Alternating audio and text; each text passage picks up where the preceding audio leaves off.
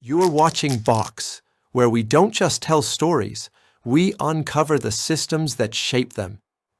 They say freedom is about choice, the right to decide, the power to pick your path. But what if that freedom was just another product? Every day you choose coffee or tea, Apple or Samsung, Coke or Pepsi.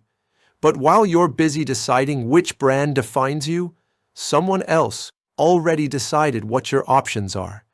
Choice feels personal because that's how they designed it. The shelves look full. The competition looks real. But behind the curtain, the same hands own both sides. You're not choosing between rivals. You're choosing between assets in the same portfolio. And in this economy of illusion, the loudest freedom you have is deciding which lie tastes better. The loudest freedom you have is deciding which lie tastes better. But before we go deeper, let's be clear. This isn't a conspiracy theory. There are no secret meetings, no coded symbols, no invisible puppeteers. Everything you're about to hear is built on publicly available data, verified reports, and open financial records. Don't take our word for it. Check it yourself, twice, because the truth doesn't hide in darkness. It hides in plain sight. The illusion of choice isn't a mistake. It's a design. An algorithm of ownership so efficient, it doesn't need to lie.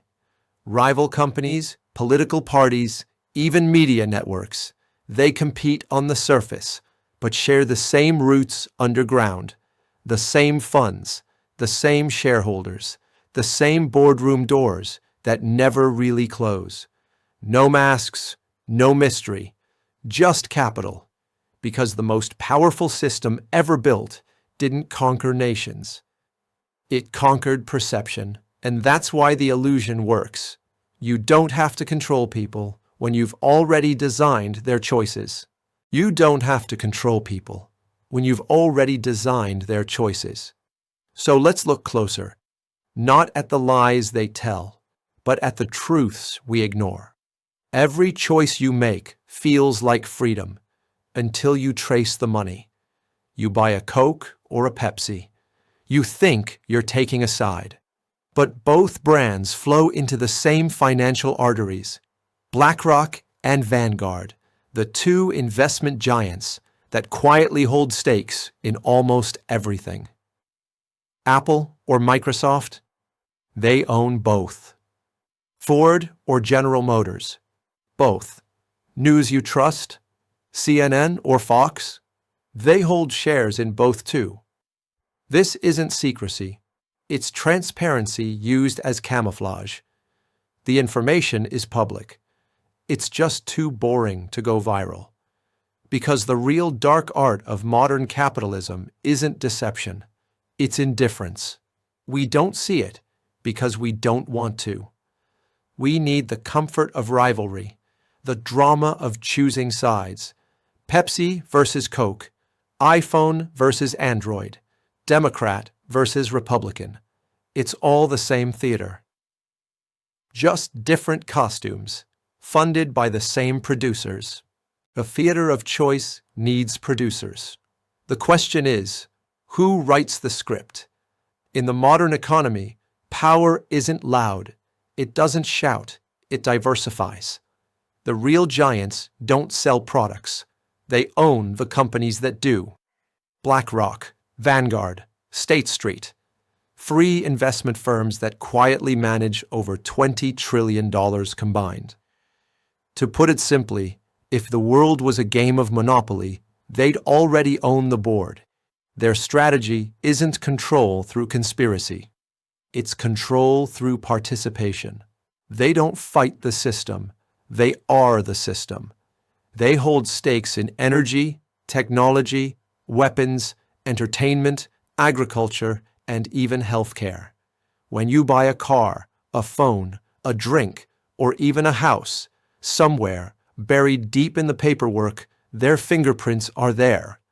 And yet, no one votes for them. No one elects them. They don't need to appear on ballots. They appear in your pension fund, your ETF, your safe investment portfolio. That's how modern feudalism looks, not with kings and castles, but with spreadsheets and shareholder meetings. And when you follow the money far enough, you find something even darker. Industries that profit when peace fails. But that's a story for another night. The new kings don't rule through force. They rule through familiarity. Not fear, comfort. Control doesn't look like a cage anymore. It looks like convenience. They don't tell you what to do. They make it easier to do what they want. You scroll, you click, you buy, you post. Every action becomes self-reinforcing obedience. The media doesn't tell you what to think. It just decides what you'll never hear. Ads don't convince you anymore. They anticipate you. They know what you'll crave before you do. And by the time you see it, it already feels like your own idea. That's the architecture of obedience, the illusion of autonomy built from habits, data, and dopamine. It's not oppression, it's optimization. Your life, curated by algorithms, owned by companies, funded by the same three financial gods. We're not prisoners, we're subscribers. And the bars aren't made of steel, they're made of personalization. Stop for a second. Look at what's happening, not on the screen, but behind it. Every story has two sides. This is the one they don't talk about. You're watching Box, Dark Side Stories that Shape the World. When control becomes invisible, the only thing left to sell is virtue. In the old world, corporations sold comfort. Now, they sell conscience. Every ad is activism. Every logo comes with a cause. You buy sneakers and support equality. You drink soda and stand for unity. You stream a show and raise awareness. But behind the slogans, the same factories keep burning. The same labor keeps breaking. The same profits keep flowing. Morality has become marketing. They've realized that the ultimate product isn't pleasure, it's permission. You don't have to feel guilty for consuming, as long as it's ethical, eco-friendly, inclusive. The labels change, the language evolves, but the ledger stays the same. Because in a market-driven world, even virtue has a price tag. And somewhere, deep inside the portfolio of BlackRock or Vanguard, your good intentions are just another line of revenue. But what happens when morality itself stops selling? When outrage no longer trends, there's always one market that never collapses, the oldest business in human history: war.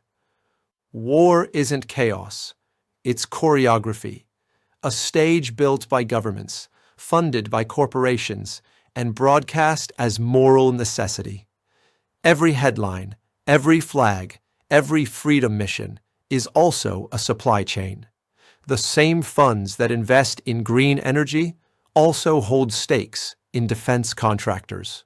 The same conglomerates that sell peace slogans manufacture the machines that end it. They condemn destruction in press releases, then celebrate record profits in quarterly reports. To them, war isn't tragedy, it's inventory turnover. Tanks, missiles, ammunition, they're not weapons of ideology. They're products with seasonal demand. And as long as conflict remains profitable, peace will always be postponed. They don't need to choose sides. They just need the war to last long enough for dividends to mature. Because war isn't the failure of the system, it is the system.